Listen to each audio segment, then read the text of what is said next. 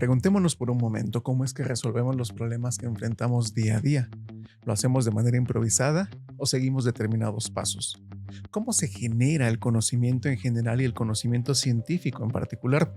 ¿Cuáles son los tipos de investigación que existen? Los seres humanos somos curiosos e intentamos conocer y explicar los sucesos que nos rodean. Al preguntarnos cómo sucedieron las cosas o qué las causa, buscamos respuestas. A este acto de búsqueda de la verdad se le denomina investigar y forma parte de nuestra vida cotidiana. Entonces, ¿en qué consiste investigar? ¿Qué debemos de entender por investigación? Existen múltiples definiciones de este concepto, pero vale la pena considerar pues aquel que han planteado autores como Kerlinger y Lee, que dicen que la investigación científica es sistemática, controlada, empírica, objetiva, pública y crítica de fenómenos naturales, sociales, culturales, entre muchos otros, seguida por la teoría y las hipótesis sobre las presuntas relaciones entre esos fenómenos.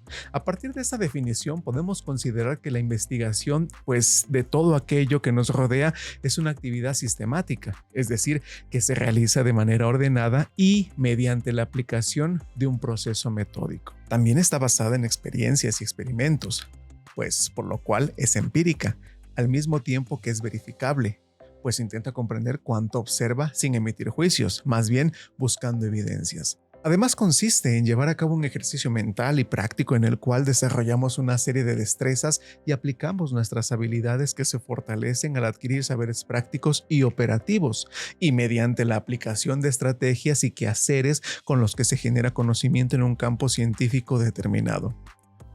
¿Cómo podemos observar lo que diferencia a todas estas acciones realizadas en la investigación científica de lo que hacemos en la vida cotidiana?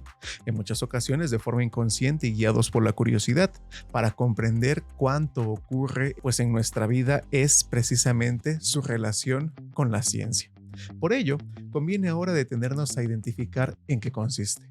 Hola a todas y todos, muchas gracias por visitarme y tomarse un momento para platicar. Mi nombre es Jesús Méndez y el día de hoy estaremos platicando acerca de dar una pequeña introducción a la metodología de la investigación, desde la perspectiva de grandes autores como son Julio Pimienta, Cynthia Holguín y sin lugar a dudas Hernández Sampieri, entre otros autores.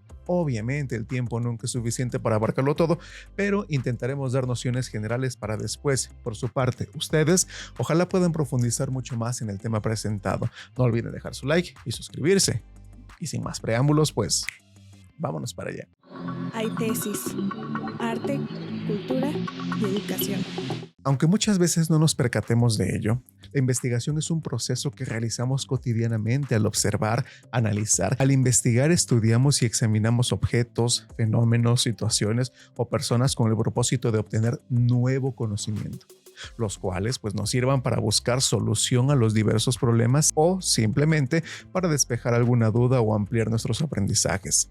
La ciencia es el reflejo de diversos descubrimientos. Para alcanzarlo, los investigadores tuvieron que seguir pasos muy precisos y rigurosos para obtener resultados confiables. A este conjunto de pasos se le ha llamado método científico, que es la forma de desarrollar la investigación y producir conocimientos para ponerlos al servicio de la humanidad, es decir, para resolver algún problema o satisfacer alguna necesidad. Y precisamente, hablemos de ciencia y conocimiento científico, para entender esta diferencia entre la investigación que llevamos a cabo en nuestra vida cotidiana y la que efectúa pues cualquier científico profesional.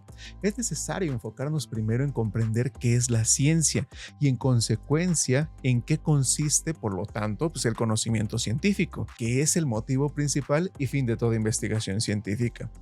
No resulta sencillo definir en pocas líneas o en pocas palabras lo que entendemos por ciencia, pues existen diversas concepciones desarrolladas a lo largo de la historia humana. Su definición cambia, pues, en función de la interpretación resultante de ese conjunto de ideas. Por ejemplo, durante la Edad Media, en los siglos que van del V al siglo XV después de Cristo, la teología y la interpretación religiosa de la naturaleza fueron los principales ejes para el desarrollo del saber científico. Sin embargo, a partir del siglo XVI, la creciente influencia de las ideas surgidas en el Renacimiento, sobre todo en esa época, transformaron la manera de pensar del ser humano, así como su interpretación sobre el mundo y la naturaleza, la cual cambió de manera significativa debido a que Ojo, sin dejar de creer en Dios, el individuo comenzó a adquirir una conciencia de sí mismo y a tomar decisiones sin tener en cuenta las creencias religiosas. Como resultado, comenzó a analizar y a comprender los indicios que le brindaba la naturaleza, así como establecer las primeras bases para la conformación de lo que hoy conocemos como ciencia moderna, con los rasgos que le distinguen, incluso en la actualidad misma, que serían autónoma, racional e independiente de la religión.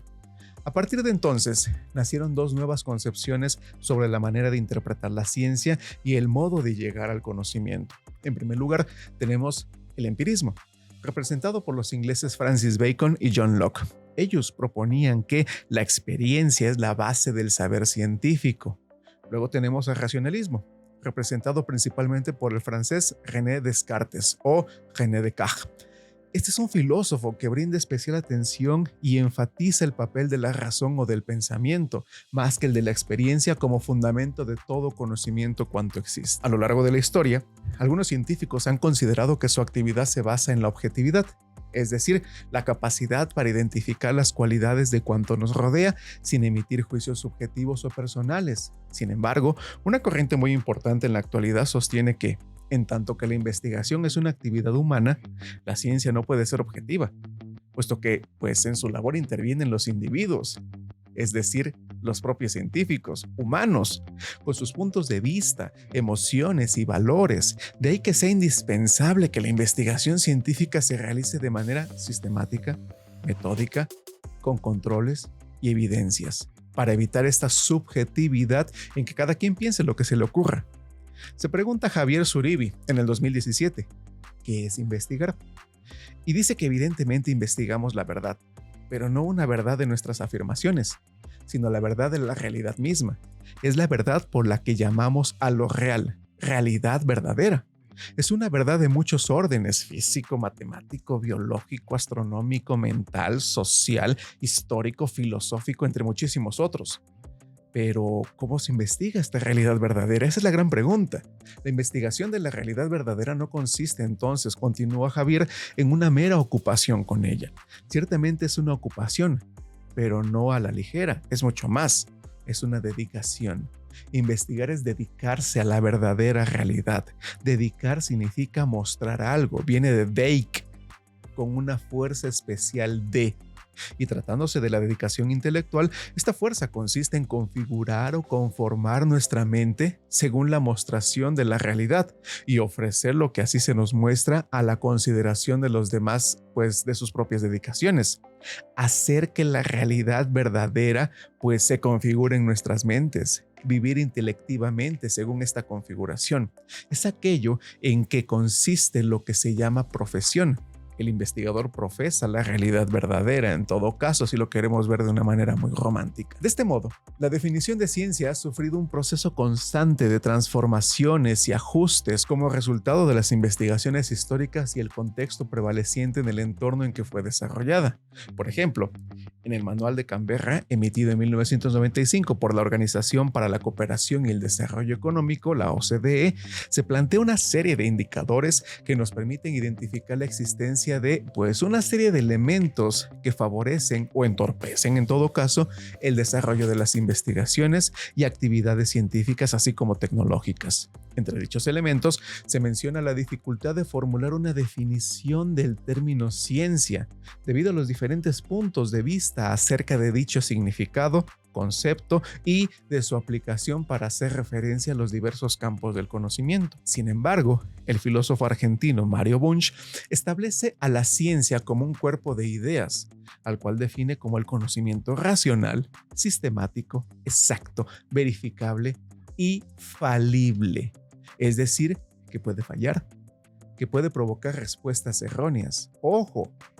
La ciencia y el conocimiento científico no están excluidas del error. Son falibles.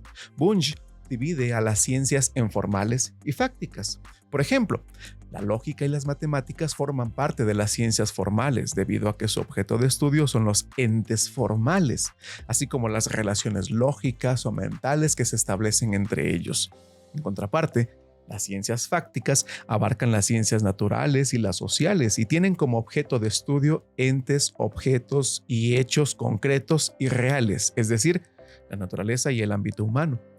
La búsqueda del conocimiento científico, o bien de su corroboración, tiene la finalidad de mejorar las condiciones de vida de los seres humanos, lo cual constituye un objeto primordial para la investigación científica en todo el mundo y a lo largo de los siglos. Esta ha permitido desarrollar innovaciones tecnológicas e inventos que han resuelto problemáticas en diversos ámbitos: ambiental, médico, alimenticio, de enseñanza, entre muchísimos otros. Desde esta perspectiva, el ser humano investiga todo el tiempo.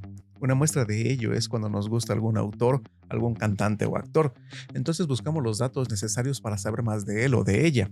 Cuando queremos visitar alguna ciudad, indagamos cómo llegar, cuáles son los lugares más representativos, cuál es la comida más rica, qué restaurantes son recomendables, pues qué recorridos realizar, entre muchas otras cosas, ¿no? O al comprar un teléfono o una tablet, investigamos los precios, los modelos, las capacidades, pantalla, conectividad, etcétera, entre otras características, para poder hacer un comparativo y tomar la mejor decisión de compra. Como podemos darnos cuenta, la investigación es parte de nuestra vida cotidiana. Por esta razón nos permite conocer todo aquello que nos rodea. Desde el punto de vista tecnológico, la palabra investigador proviene del latín in, que significa en, y de vestigare, que es hallar, inquirir, indagar, seguir vestigios o rastros. De acuerdo con lo anterior, podríamos decir que investigar es un proceso que permite acceder al conocimiento. Por lo tanto, consiste en observar y analizar hechos o problemas a través de la reflexión sistemática y crítica, con el propósito de aportar nuevos datos para entender nuestro entorno y de esta forma aportar beneficios a la sociedad, de lo que se deriva pues que la investigación es el conjunto de actividades necesarias para obtener conocimientos nuevos. Es un medio pues de datos que no poseemos, pero que es indispensable buscar y organizar para tomar decisiones que nos lleven a resolver algún problema o despejar nuestras dudas. Pensemos ahora en los tipos de investigación que actualmente existen. Imaginemos que a medianoche escuchas un sonido estrepitoso, un sonido muy fuerte que proviene de la calle. Y pues con seguridad tu primera reacción quizás será preguntarte: ¿qué rayos es eso que se escuchó? ¿Qué pasó? ¿Qué fue eso que sonó? También es posible que te incorpores para verificar qué sucedió. Ahora imagina que en la escena de los hechos se encuentran varias personas e intentas averiguar acerca de lo ocurrido. Es posible que cada una de ellas describa una versión distinta al respecto. Pero preguntémonos entonces, ¿quién posee la verdad? Desde tiempos muy atrás, el ser humano ha intentado comprender cuánto ocurre a su alrededor. Su curiosidad le lleva a buscar la explicación de los fenómenos naturales que se presentan pues de manera cotidiana y constante a lo largo de su vida. Pero preguntémonos con este ejemplo, ¿en qué se diferenciaría una investigación como la planteada, como el caso hipotético anterior de las que realiza un científico en un laboratorio?